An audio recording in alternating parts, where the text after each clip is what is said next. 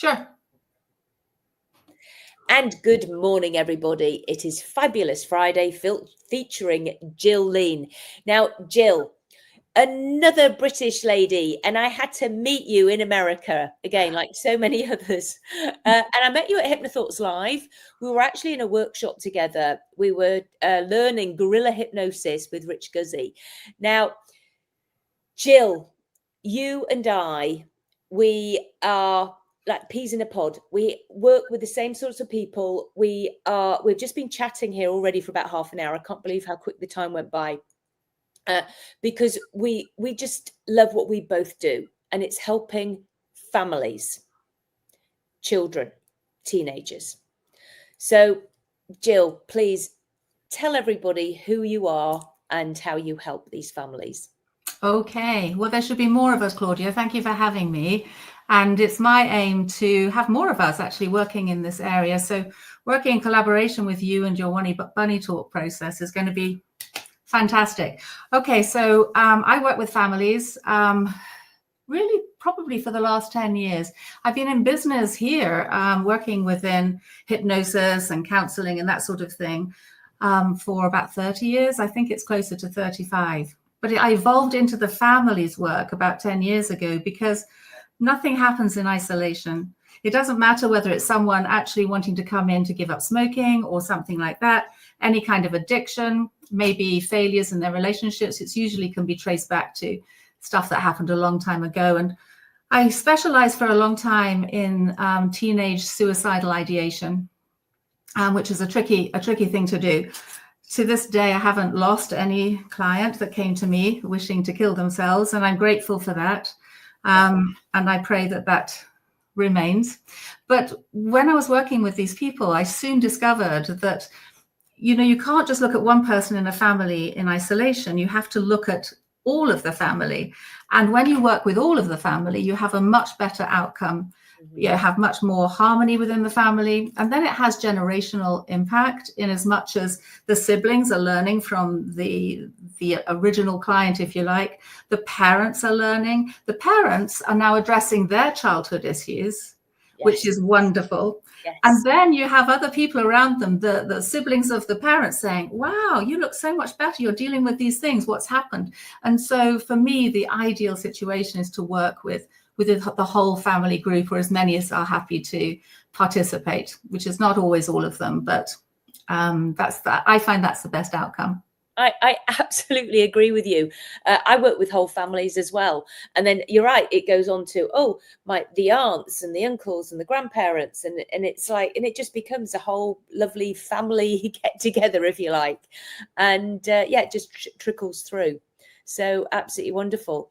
Now, Jill, I have one of your books. Thank you. And I was looking through this and oh gosh, I just absolutely love it. You've even got bunny stories in here. Okay. So of course I love it. And it's, I mean, the bunny talk process isn't always about bunnies, but it is for the little children. Now, what I especially love about this book, Jill, is that you have the parents then asking the questions of the child. What did they understand by it? How did you come up with that? Tell us more. I think bedtime story reading is very important. It's very binding. It's great for parents and the child. I was a working mom. I've always been a working mom. So for me, the evening story time was the time that I would be spending one-on-one with each of my children. So why the questions? Things have changed since I raised my children. My youngest is 34, so things have changed. And so now there's a lot of babysitting done by YouTube and so on and so forth. And I think a lot of communication has been lost between parents and their children, and even each other and the child beyond the siblings. So communication has really, really suffered. We've never had more ways to communicate, and we've never been worse at it. So offering a framework for parents to work with. Each one of those stories is actually a metaphor for a situation that child may be facing in their lives. But then not just letting it go, sitting and having a discussion, and maybe we've forgotten how to ask questions. I don't know. So I just wanted to provide a bit of guidance and then and support to the parents, really, because we're a community and the family is the absolute fabric of society. And we've never seen more marriage breakups and family breakups. And if we can just, you and I together, if we can just do a little bit that helps understanding within the family. And it's not about keeping families together. It's actually about creating successful families. So that's sometimes the best way for the family to go on, to proceed, because I do quite a lot of couples counseling, is to co-parent, to learn how to communicate with this person that now you're not necessarily going to live under the same roof as. So it's about communication, I suppose, is the long and short of it. And also, I've incorporated quite a few other things in the book. You know all about going upstairs or wherever your child is sleeping, when the child is actually just drifting off, and to tell that child how much you love them, how important that is. And I know that's a process that you also teach and that you also do. Absolutely, with the sleep talk. Yes, absolutely. Yes. There are so many ways that parents can help their children, and I love that, actually, that you're right, because it's a little bit about the comprehension. Yeah, very much. What have you understood by the story? Because this is a dip in, dip out book, because it's like, what's going on for my child right now? Yeah. So you find the right story, and then you're right with the parent that they'll be saying, well, what did you understand by that? Because you, like me, we know that we can read the same book, watch the same movie, but have two completely different perspectives of it. So it's about encouraging that conversation. And yes, it gives people the framework, because I agree with you, Jill. It's really sad. I think people are just want to, and I don't know what they're moving on to so quickly. I don't know why everybody is in such a great big rush to do what. I know. What to do what exactly? It makes me quite curious, actually. Is it to just sit down and watch TV? Is it to sit down and watch YouTube? What are you doing? It happens all the time. It happens all the time. People, even at the dinner table, so the rare family that will actually have dinner together. I know it's hard with sports and all those things, but even on the opportunities they have to actually sit around the same table, half of them are on the phone, scrolling away. And so I like the idea, the old-fashioned idea, if you like, of actually focusing on the moment that you're in. So if you're with your child, reading a story to your child, be completely present. Yes. And so in life generally, please be present, because life is a gift. It's not promised. Yeah. And so much, I mean, and most of us know you can be on here and you're like going, oh my gosh, and I've been on it for an hour, and we get these notifications. You've been on your phone for 4 hours this, an average of 4 hours this week. And I know for some people it's like 7 or 8 hours, a day every week. And it's like, what? Well, you know what that means. I mean, when we work with hypnosis, oftentimes the first time that I'll work with hypnosis with a client, they might say, well, I didn't feel like I was like out of it or anything. And I always ask the same question. How long do you think this hypnosis session took? And they will say, 5 minutes, and it will be 20 minutes or 25. So time distortion, as you just mentioned, scrolling along, you look up and you think, heck, 2 hours have passed. That means that person's in a trance. Yes. They've entered a level of trance, which means whatever they're looking at, whatever suggestions they're seeing, the subconscious mind is accepting or potentially accepting. And so, be careful of time distortion. Brilliant point. Absolutely. I love it. So, Jill, what is next for you? What's next? Well, I'm going to continue to work with families and in collaboration with yourself, I hope, moving forwards using your wonderful processes. But I really would like to get my next project, working obviously as I am and developing my business and teaching other people, because I'm a hypnosis instructor as well, teaching other people to join our little special a group of people who are passionate about helping other people, is I would like to create, and I've already started work on this, to create retreats for families I mean, like a summer camp. I mean, how much fun is that? You go with your whole family, and there'll be me, there'll be you, there'll be other people that can work alongside the parents, work alongside the children, teach them new ways of coping with life, and how to deal with their emotions, how to deal with each other as well. I think communication's key, and to make great memories. So that's my next project. So I'm hoping for 2 or 3 of those retreats a year, which will make such a profound difference to so many families, and be very, you and I, we do it because we care. We do it because we want to make a difference. We do it because we don't want other people to continue to suffer in the way that they may be with their families. Both of us have had our difficulties growing up ourselves, which gives us an added level of empathy, I think. I know, we were just talking about that, weren't we? And we had no idea when, oh my gosh, that happened to me. That happened to me. Oh, yeah, same. Oh gosh. And so we have a lot in common. And Jill, I think that's what makes us probably so much easier to talk to with the families, because we both say that we don't share all of it. We just share enough so that they know that we aren't going to judge them, and that we get it. We don't get exactly that it exactly is going on for them, but we kind of get it, get some of that pain. Yes.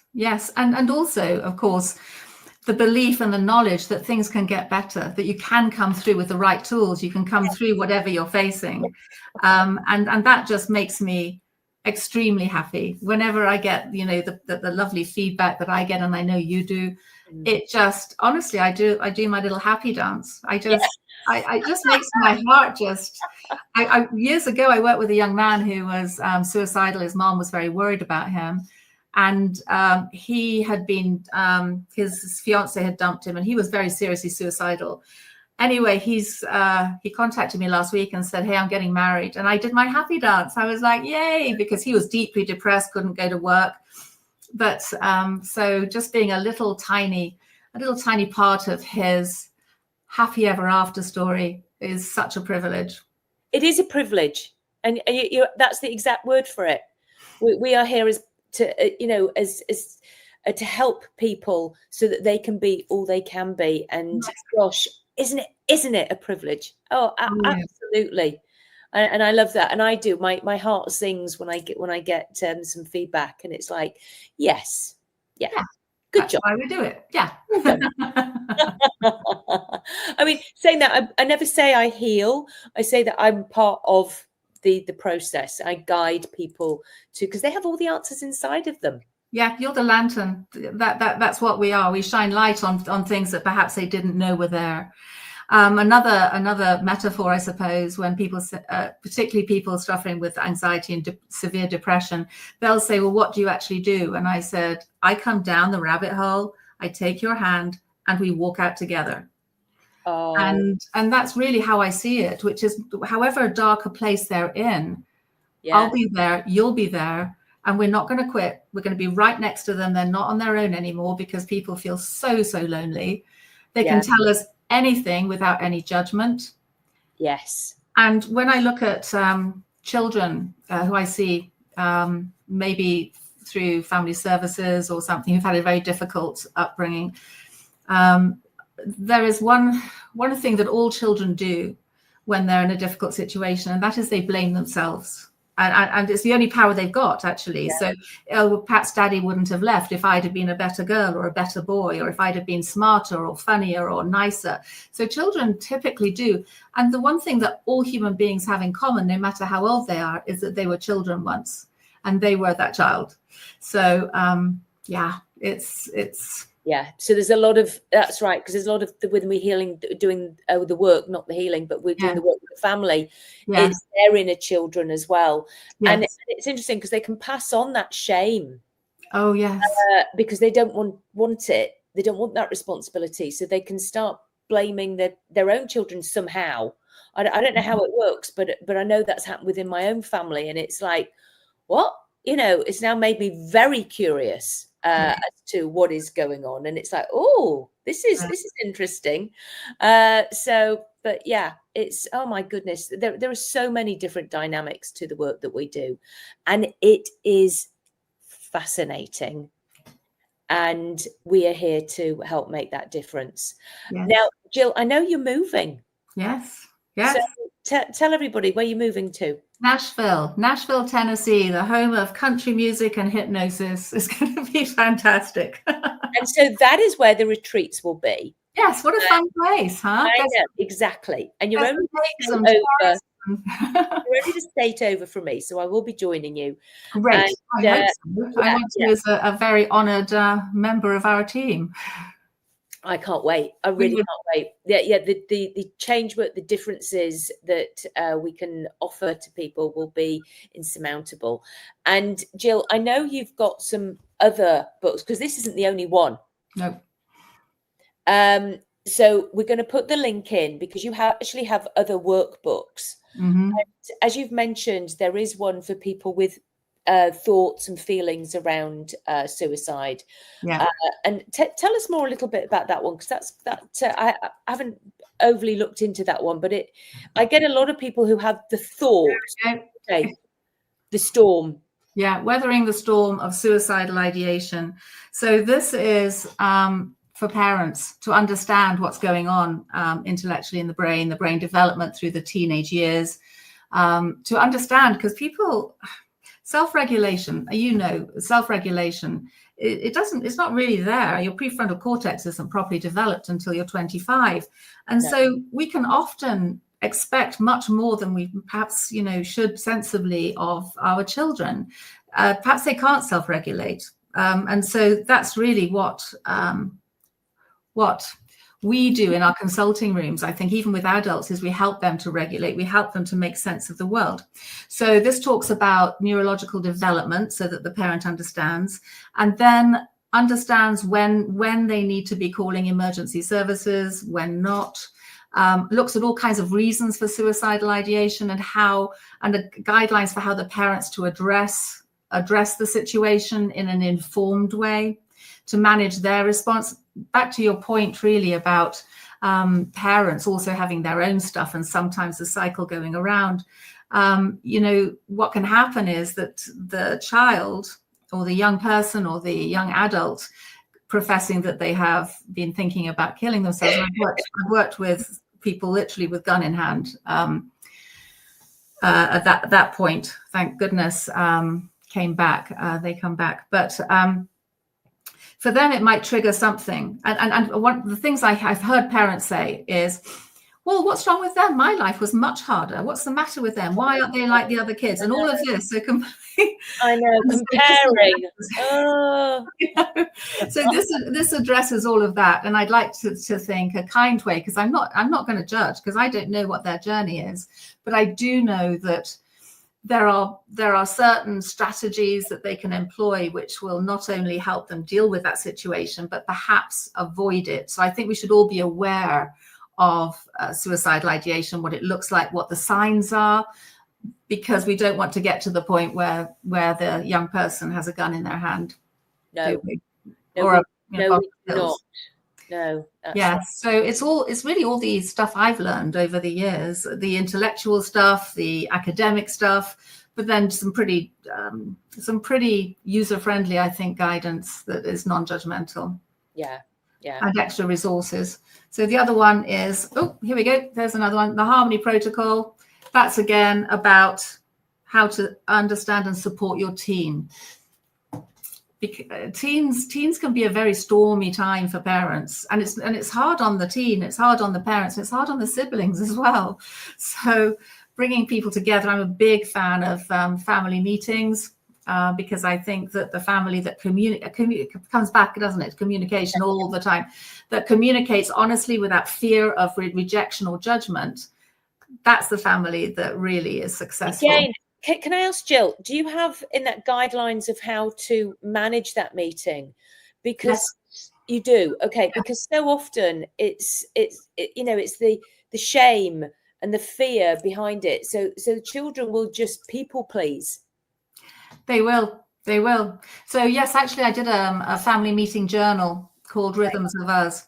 And it guides you all the way through the whole thing. So each member of the family will take it in turns to have a monthly family date. Okay, so they all have a family date one time a month. and that family members will be guided to take it in turns to say, what's that going to be? Is it going to be a movie theater? Is it going to be ice skating? What's it going to be? So you'll be able to see that actually on the link. Okay. Because we need structure, and if we just say yes, we should have family meetings, well, guess what's not going to happen? It's not going to happen. It needs to be put in the diary. Yes, it needs to be prioritized. Yeah, make it happen. Yes, absolutely. But I know that, I mean, so often children, because they don't want to hear it and they don't want it, so they would just say whatever that comes out their mouth just to please. Often say either the mother or the father from screaming or shouting because they don't want to hear the noise. So, and then they'll, just anything to stop the noise. Same with parents, just to stop that noise. Yes. It's like, that's why parents will just give the child the iPad, give the child the extra candy and ice cream, just shut them up. Instead of actually getting curious and finding out really what the issue is and giving time and attention and living in the moment and unconditional love. Yes, because in my opinion, and I'm sure it probably is yours, that is what underpins it all. Yes, it is.